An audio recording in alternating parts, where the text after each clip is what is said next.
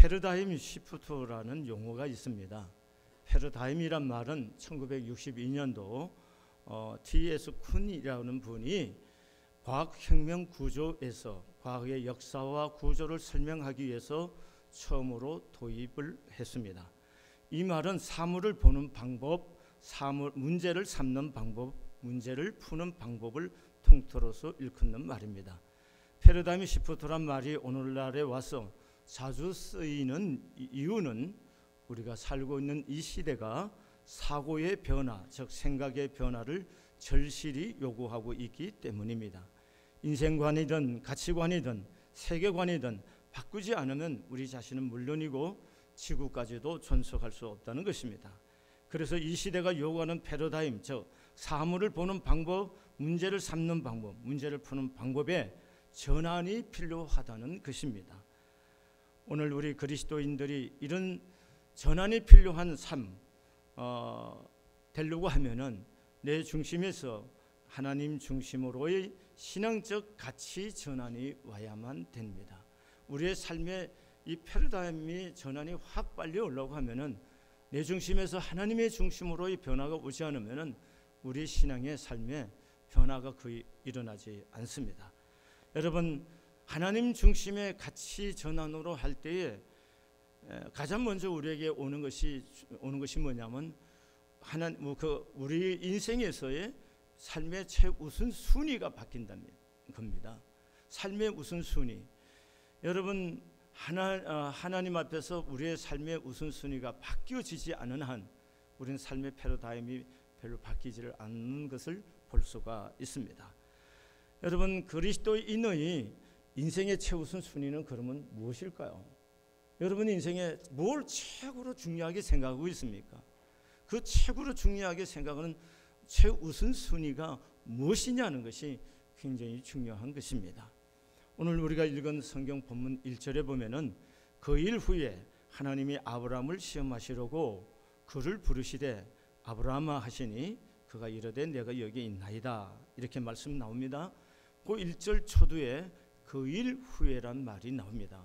그 일 후라는 것은 바로 21장에 있었던 사건 후라는 얘기가 되겠습니다. 그럼 21장에 있어서 아브라함에게 일어난 사건이 몇 가지가 있습니다. 그 첫 번째는 아브라함이 사라를 통해서 100세의 아들을 얻습니다. 그 아들이 얻어서 너무 기쁜 아브라함의 가정을 볼 수가 있어요. 근데 아기가 자라서 이제 잔치를 열었는데 그때 여종의 아들인 이스마엘이 이삭을 놀리는 것을 이제 주인 되는 사라가 보았습니다. 그걸 보고 사라가 마음에 격분하고 그래서 남편에게 아브라함에게 말합니다. 여종과 이스마엘을 집에서 내쫓으라고 합니다. 여러분, 이 말을 들었을 때 아브라함이 얼마나 고뇌가 생기겠습니까? 갈등이 생기는 거죠. 하갈이 여종이고 이스마엘이 여종을 통해서 태어난 아이지만 그래도 이스마엘이 자기 씨 아닙니까? 자기 아들이란 말이에요. 그런 아들을 집에서 내쫓으라고 그러니 이게 애비로서의 얼마나 황당함과 여러분 마음에 얼마나 고통이 심하겠어요. 그런데 그날 밤에 하나님께서 아브라함에게 나타나셔서 내 아내 사라의 말대로 하갈과 이스마엘을 내보내라고 그럽니다. 그래서 하나님 말씀하신 대로 아브라함이 그 이튿날 물과 음식을 준비해서 하갈과 이스마엘을 내보냅니다.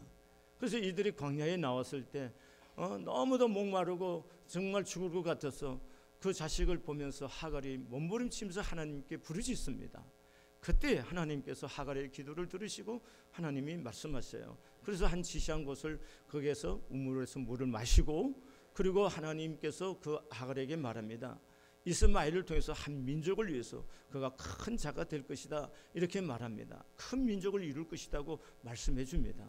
그리고 그들과 하나님이 함께 하셔서 그 광야에서 그 두 모자가 안정되게 살다가 이제 뭡니까? 이스마엘의 아내를 얻어서 가정을 이루면서 평안을 유지하게 되었습니다. 그것이 21장에 나오는 사건이고요. 그 다음에 그 땅에 토박이 독창민이었던 아비멜렉 왕이 있습니다. 이 아비멜렉이 왕이 그 그 신하들이 아브라함이 우물을 파놓으면 그 우물에 돌을 집어넣고 메우고 이런 사건들이 반복이 되었어요. 그런데 이 아비멜렉이 자원하여 자청하여서 그가 아브라함을 찾아와서 화친 조약을 맺기로 요청합니다. 그러면서 하는 말씀이 이런 겁니다. 내가 가만히 너를 보니까 하나님이 너와 항상 함께 계시고 네가 하는 모든 일에 하나님이 너에게 복을 주시는 것 같아. 그러니까 이제 우리가 다투지 말고 너랑 나랑 화친을 맺어서 화목하게 지내자. 이제 화친 조약을 맺습니다. 그리고 났을 때 아브라함에게 이제 두려워 했던 여건도 없어지고 또 아브라함이 걱정이 생겼던 이스마엘에 때문에 염려하고 걱정했던 문제도 해결되고 이렇게 고요하고 평안한 시간이 도래한 것입니다. 여러분 이때에 하나님이 그에게 나타나셔서 아브라함을 시험하시겠다 그런 얘기를 하고 있습니다. 이게 시험이라는 얘기는 테스트하는 거죠. 그러면은 아브라함이 하나님께서 아브라함에게 왜 와서 테스트를 하겠다 하는 것인가 하는 겁니다. 여러분 그 시간에 아브라함의 모든 관심이 어디 있을까요?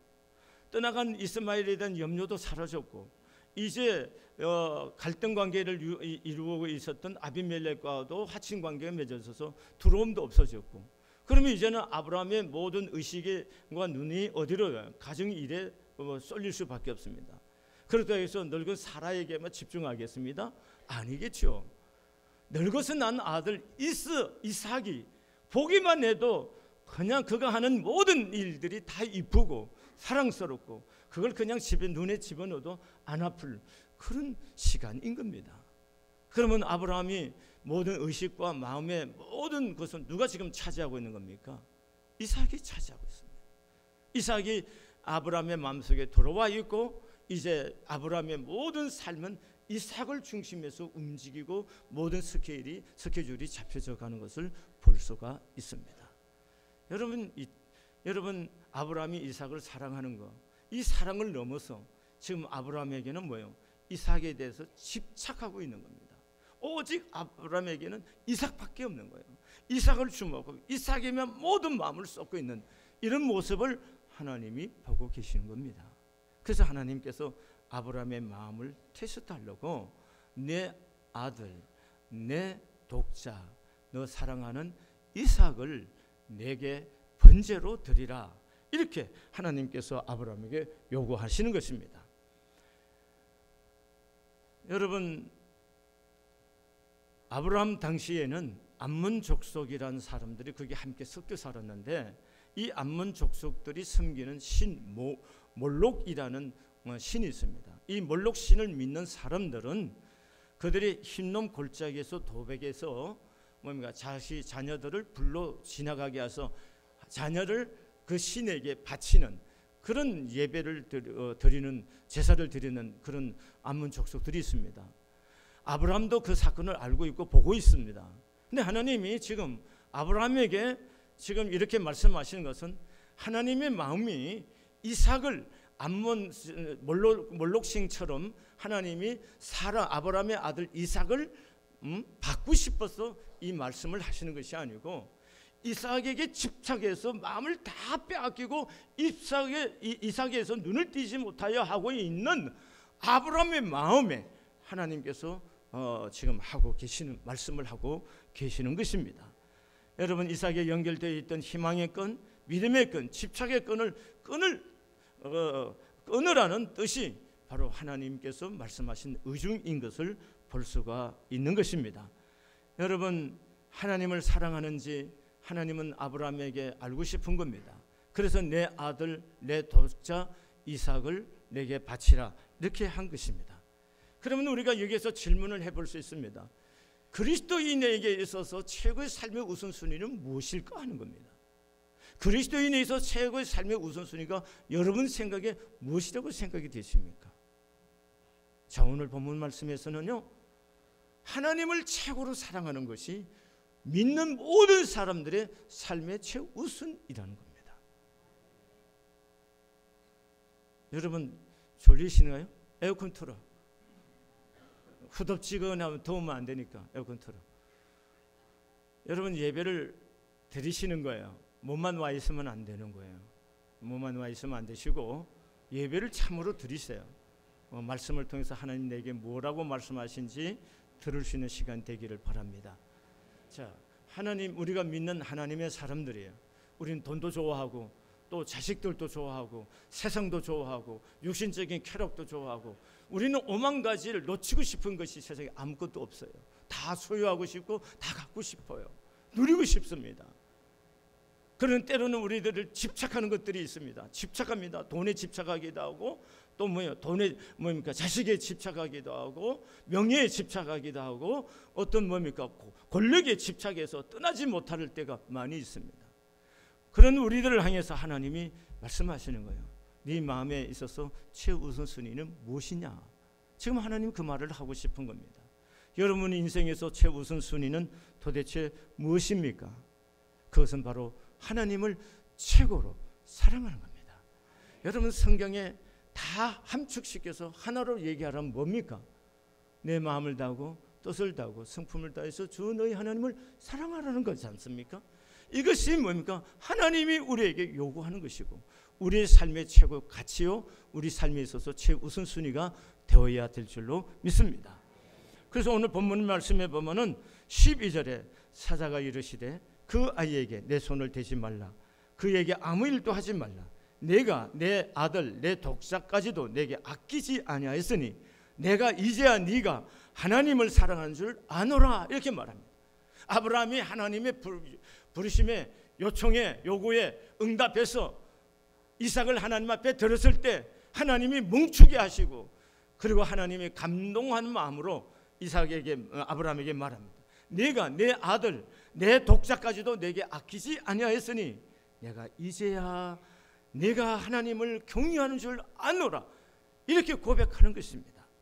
여러분 이 말은 하나님은 아브라함의 생에 있어서 최고로 하나님을 사랑한다는 사실을 하나님의 입으로 증거해 주는 말씀인 것입니다. 내가 내 아들 내 독자까지도 내게 아끼지 않았으니 이제야 내가 하나님을 경외하는 줄 아노라. 이거 얼마나 놀라운 이야기인 것입니까? 여러분 하나님께서 저를 향해서 철원아 이제야 네가 나를 사랑하는 줄 내가 알았어. 이렇게 하나님 말씀한다면 제가 얼마나 행복하겠고 인생에 얼마나 가슴이 뛰겠습니까? 여러분 하나님께서 여러분을 향해서 여러분의 이름을 부르면서 이제야 네가 나를 사랑하는 줄 내가 알았다 말하면 얼마나 좋겠습니까? 오늘 이 시간 여러분 이름을 넣고 이제야 네가 나를 사랑하는 줄 내가 알았노라. 이렇게 한번 해보시기를 바랍니다. 시작.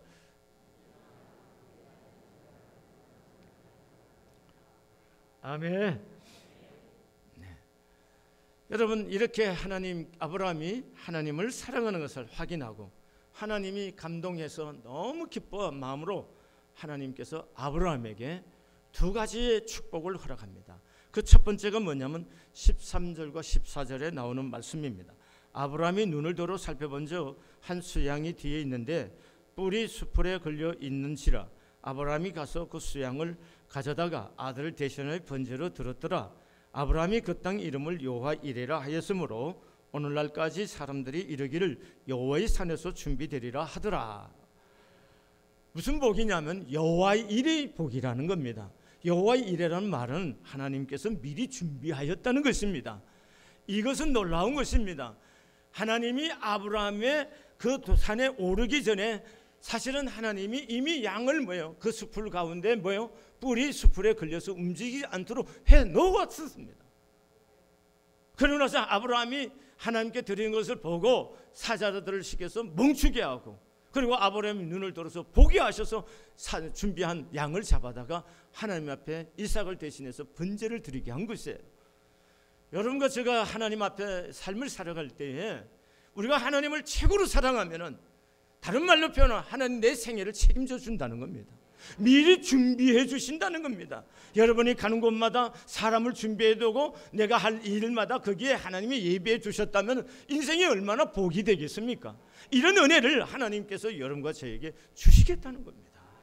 여호와의 일의 이 은혜와 이 축복이 여러분과 저의 것이 될 수 있기를 바랍니다. 그러려면 하나님을 내 인생의 최고의 가치로 두시고 하나님을 사랑할 수 있기를 바랍니다. 두 번째의 복이 약속되어 있습니다. 17절과 18절의 말씀해 보면은 내가 네게 큰 복을 주고 내 씨가 크게 번성하여 하늘의 별과 같고 바닷가의 모래 같게 하리니 내 씨가 그 대적의 성문을 차지하리라. 또 내 씨로 말미암아 천하 만민이 복을 받으리라. 여러분, 이 말씀은 아브라함을 처음 불렀을 때 하나님이 이미 약속하신 겁니다. 그런데 이 약속의 축복을 창대한 복과 자손의 복과 복의 근원이 되겠다는 이 복을 다시 재천명을 하시면서 하나님께서 아브라함에게 은혜를 주시고 복을 주시는 겁니다. 여러분, 잠언서 8장 17절 말씀에 보면은 화면에 좀 띄워주세요. 나를 사랑하는 자들이 나의 사랑을 입으며 나를 간절히 찾는 자가 나를 만날 것이니라, 이렇게 말했습니다. 나를 사랑하는 자가 나의 사랑을 입는다 그랬습니다. 그 다음에 잠언서 8장 21절의 말씀에 보면은 내가 이는 나를 사랑하는 자가 재물을 얻어서 그 곳간에 채우게 하려 합니다, 이렇게 말씀합니다. 하나님은 하나님을 사랑하는 자들에게 재물을 얻어서 곳간에 채우게 하려 하는 것, 이것이 하나님의 마음이고 계획이라는 것입니다. 이 은혜와 이 축복하심이 여러분과 저에게 있어지기를 진정으로 소원합니다. 여러분, 우리가 세상에 살면서, 여러분이 일생을 살면서 한 번쯤 사랑한 삶을 살았기를 소원합니다. 지금 여러분 남편 아내 버리고 바람피라는 얘기 안 해올시다.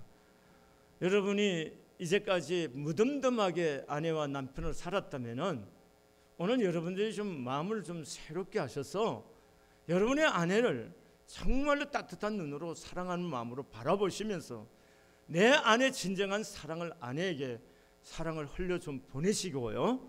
여러분의 남편을 그냥 울타리 정도로 생각하고 기대며 살았다면은 오늘 그 남편의 마음에 외로움과 슬픔들을 보면서 그 마음을 좀 만지면서 진정으로 좀 사랑해 줄 수 있기를 바랍니다. 이렇게 사랑하면은요, 사랑하는 사람에게는 두 가지가 따라옵니다. 사랑하는 사람은 두 가지가 따라오는데요, 오늘 그 첫 번째는 사랑하는 사람의 말을 이루어 드리고 싶어지는 거예요. 여러분 누군가 사랑해 보세요. 그 사람의 말을 이루어지게 하는 일에 여러분이 힘쓰게 되어 있는 겁니다. 그래서 오늘 본문 18절 하반절에 보면은 이는 네가 나의 말을 준행하였음이라 했다고 그랬습니다. 아브라함이 하나님의 말씀을 준행했다고 하나님이 증거해 주시는 거예요. 그래서 네에게 내가 복을 주겠다, 이렇게 선포하신 겁니다. 여러분, 아브라함이 하나님을 사랑하기 때문에 하나님의 말씀대로 그 하나님의 말씀을 이루어 드리는 것을 볼 수가 있습니다. 오늘 본문 우리가 3절에 보면 아브라함이 아침에 일찍이 일어났다고 그랬습니다. 여러분, 우리는 아무 생각 없이 아브라함이 자다가 새벽에 일어난가 보다 이렇게 생각하기 쉽습니다. 그런데 우리가 한번 가만히 생각해 보세요. 아브라함도 사람입니다. 사람인데 하나님께서 아브라함에게 내 독자, 내 사랑하는 아들 이삭을 내게 바치라고 했을 때 아브라함의 마음에 고통이 오고 번뇌가 오고 갈등이 없었겠습니까? 얼마나 마음에 심란하고 갈등이 깊었을까요? 여러분, 그 마음으로 그날 밤에 벽에를 비고 드르렁드르렁 코를 고르면서 편안하게 잠을 잘 수 있었겠습니까? 아마 아브라함이 한밤을 꼭박 새면서 뜬 눈으로 그 밤을 고민하고 갈등하면서 보냈을 거예요. 그러면서 마지막 결단을 내리는 거죠. 그래서 새벽에 일어나서 됐다, 아들을 깨우고 종도를 깨웠어, 지금 나귀에다 안장을 씌우고 거기에 번제할 나무를 싣고 출발하는 겁니다. 이게 아브라함인 것입니다. 여러분, 갈등이 없이 고민 없이 마음에 고통이 없이 그렇게 하나님의 말씀을 이루어 드린 것이 아니고, 아버지로서 한 인간으로서 그가 얼마나 많은 고민을 하고 갈등을 하고 마음의 아픔을 가지고 있음에도 불구하고 하나님 그분의 말을 이루어드리기 위해서 꼭밤을 세우고 이런 새벽에 뭡니까? 그 일을 이루기 위해서 출발하는가를 한번 생각해 보세요. 이것이 얼마나 하나님 앞에 감동이 되겠습니까? 그럴 뿐만 아니라 잘 생각하세요. 본문 4절에 보니까 3일 길을 걸어갔습니다. 3일 길을 걸어간다는 게 굉장히 의미 있고 중요한 것입니다.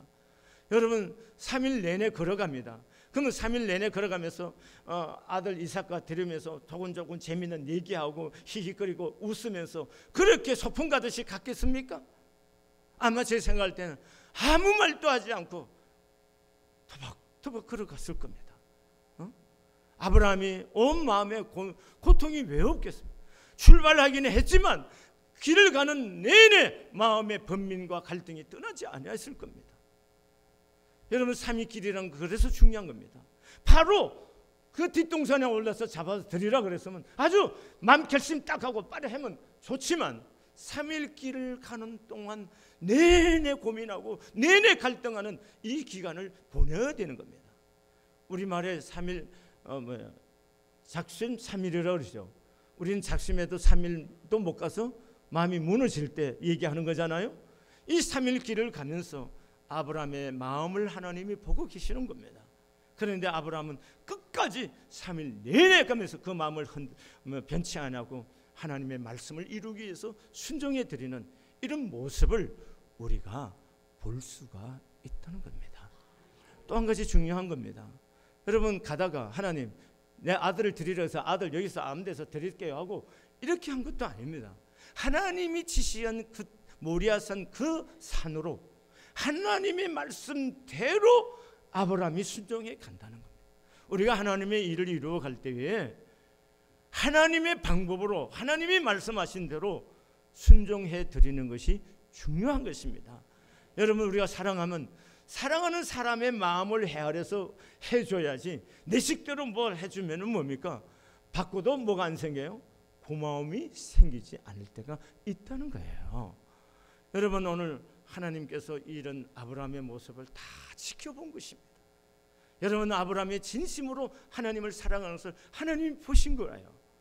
여러분, 정말로 하나님을 사랑하면은요, 사랑하는 그분의 말이 이루어지도록 모든 것을 힘을 써서 해주고 싶은 거예요.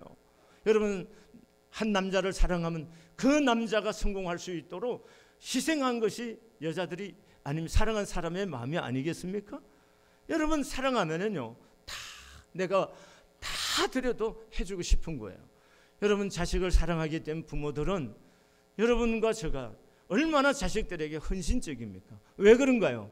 사랑하기 때문에 그런 것입니다. 여러분, 하나님을 사랑하십니까? 제가 여러분의 지금 질문을 던지는 겁니다. 여러분, 정직하게 한번 대답해 보세요. 여러분, 하나님 사랑하십니까? 그러면 그분의 뜻을, 하나님의 뜻을 이루어 드리고 싶지 않으신가요? 하나님의 뜻을 이루어 드리는 것이 여러분과 저의 인생의 목적이 되고 목표가 되어야 될 줄로 믿습니다. 하나님의 뜻이 무엇인가요? 마태복음 28장 19절에 이렇게 성경은 말하고 있습니다. 너는 모든 족속 한번 그러므로 너희는 가서 모든 민족을 제자로 삼아 아버지와 아들과 성령의 이름으로 세례를 베풀고 내가 너희에게 분부한 모든 것을 가르쳐 지키게 하라. 볼지어다 내가 세상 끝날까지 너희와 항상 함께 있으리라.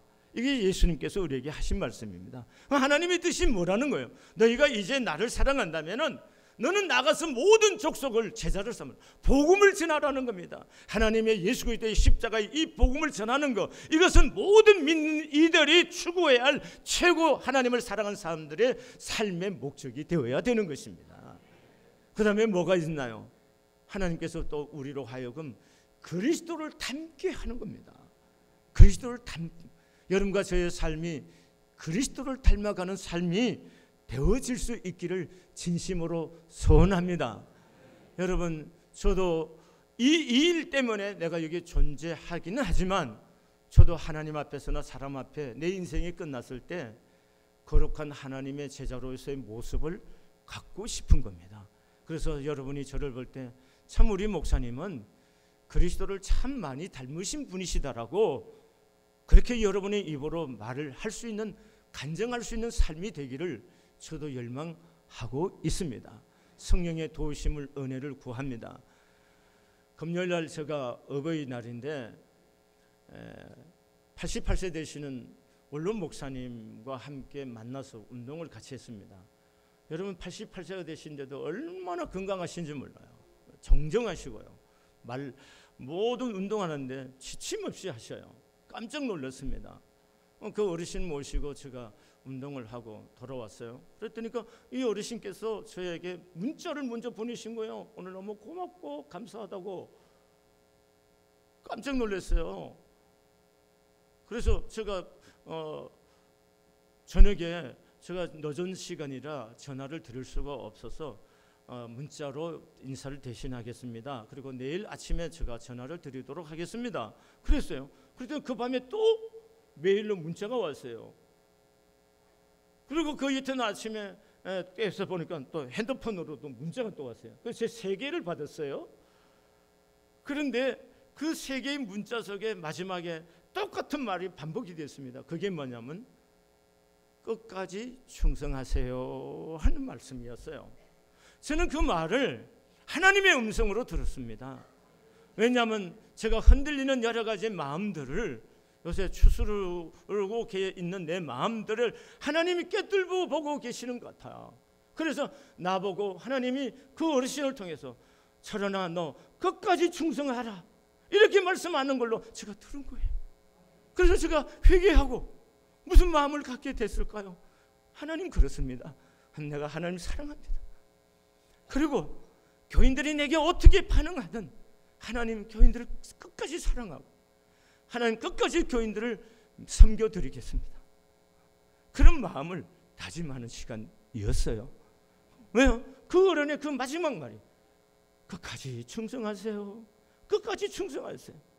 내 사는 날 목회하는 제가 은퇴할 뿐만 아니라 은퇴 후에도 목사로서 교인으로서 내가 끝까지 하나님 앞에 충성되이 살기를 소원합니다. 그것이 또다시 내 안에 가슴에 기도의 제목으로 다가왔습니다. 여러분,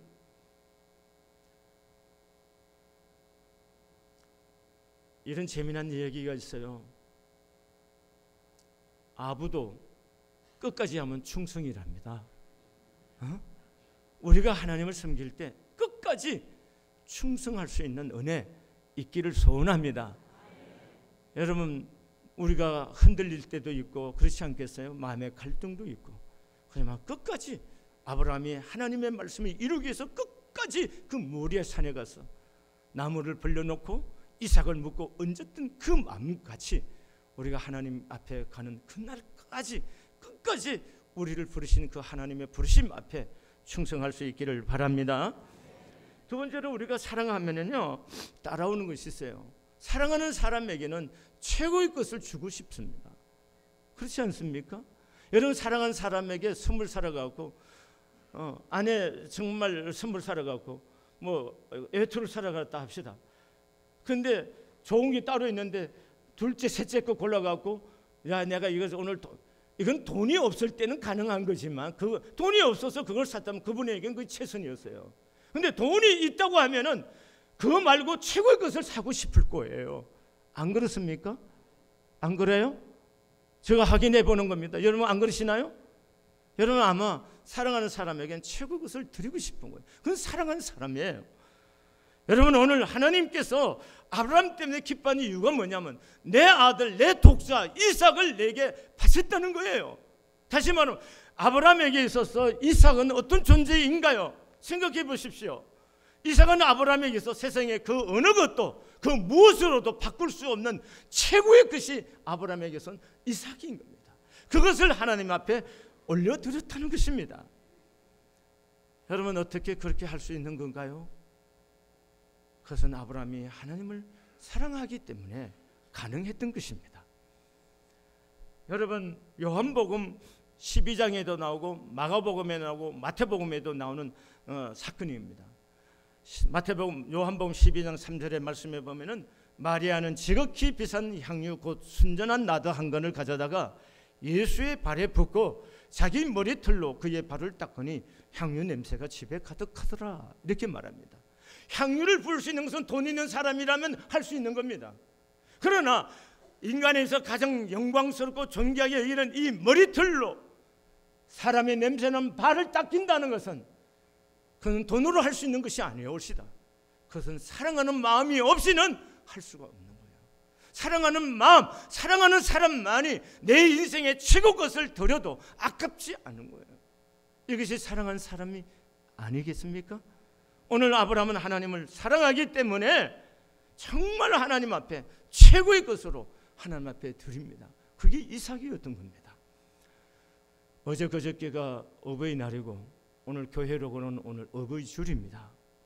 여러분, 이 주간을 보내면서 어머니 하면은 가슴이 짠하고 눈물이 시큰 나오지는 않았습니까?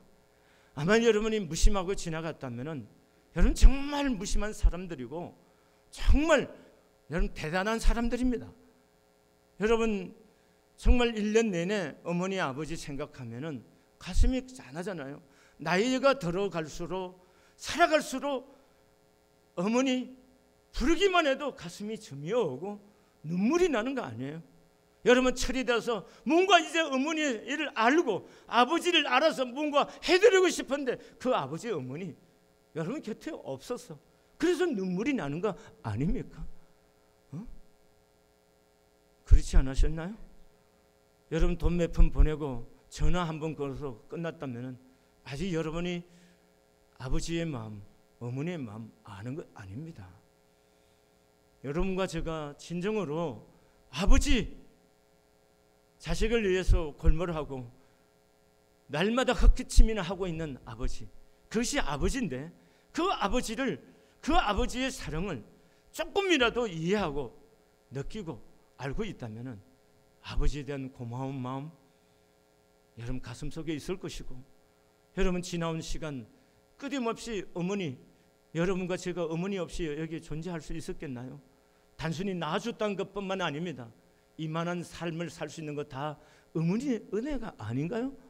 그 어머니의 사랑을 여러분이 조금이라도 경험했다고 느끼고 성장해서 여러분의 마음속에 와 있다면 여러분 아마 어머니란 단어만 들어도 눈물이 날 거고 엄마 이렇게만 해도 가슴이 짠하실 겁니다.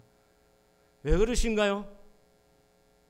그분들의 사랑을 깨달았기 때문에 그래서 그런 거 아닌가요? 여러분 오늘 하나님께서는 여러분과 나를 향해서 이렇게 말씀합니다. 하나님이 세상을 이처럼 사랑하사 독생자를 주셨으니 이는 그를 믿는 자마다 멸망하지 않고 영생을 얻게 하려 하심이라 이렇게 말합니다. 하나님이 여러분과 나를 사랑하셨다는 거예요. 이 찬송 다 아시죠? 모르시나요? 한번 불러봅시다. 자, 시작. 하나님이 세상을 이처럼 사랑하사 독생자를 주셨으니 누구든지 예수 믿으면 멸망하지 않고 영생을 얻으리로다. 요한복음 3장 16절 할 수 있겠어요? 예, 하나님이 여러분과 나를 사랑했어서 독생자 예수를 주셨다는 겁니다. 여러분 우리가 그 사랑 받을 만한 사람들입니까? 그렇지 않다는 거예요. 로마서 5장 6절 8절 10절에 이렇게 말합니다. 우리가 연약할 때, 우리가 죄인 되어 있을 때, 우리가 하나님과 원수 되어 있을 때 하나님이 우리를 사랑하셔서 그 아들 예수를 십자가에 죽게 하심으로 하나님과 우리 사이를 화목케 하셨다는 거예요. 이 사랑, 이 은혜를 깨닫는다면 어찌 우리가 하나님 앞에 남은 인생 하나님의 말을 이루어 드리고 싶은 마음이 없겠습니까? 여러분과 제가 이 사랑을 깨닫는다면 어찌 하나님 앞에서 내 인생의 최고의 것으로 드리고 싶은 마음이 생기지 않겠습니까? 여러분 정말 하나님 사랑하십니까? 여러분의 일생을 살면서 힘에 겹도록 하나님 앞에 예물을 드려보는 이 믿음의 훈련도 한번 해보시기를 바랍니다. 그리하면 어떤 은혜가 임하느냐 하면 하나님이 내 인생의 여호와 이레가 돼서 나의 삶을 준비해 주시고 여러분이 하는 일마다 하나님이 창대케 하시고 여러분이 자손이 잘 되고 여러분이 가는 곳마다 복의 근원이 되게 해서 여러분들이 존귀함을 얻게 하는 사람이 되게끔 하나님 복 주심을 여러분의 삶을 통해서 경험하고 간증하는 날들이 오게 되는 것입니다. 오늘 오후 2시에 임직 예배를 드립니다. 임직을 받으실 분들 그리고 이미 임직을 받으신 여러분 모두 왜 우리가 이런 임직을 받으려고 하는 겁니까? 하나님의 사랑이 너무 고마워서 그 사랑에 하나님 앞에 응답해 드리기 위해서 하나님 앞에 장로가 되고 권사가 되고 집사가 되려고 하는 겁니다. 여러분, 이 마음을 잃지 않으시기를 바랍니다. 여러분, 아까 찬송을 불렀던 찬송 한번 불러보겠습니다. 1000번을 불러도 이 찬송 함께 부르시겠습니다.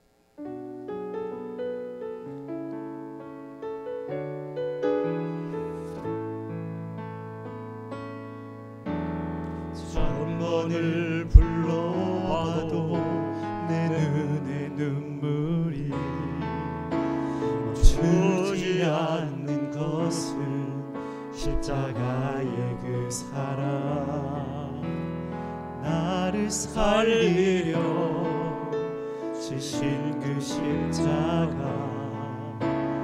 모든 물과 피 나의 더러운 죄 씻으셨네.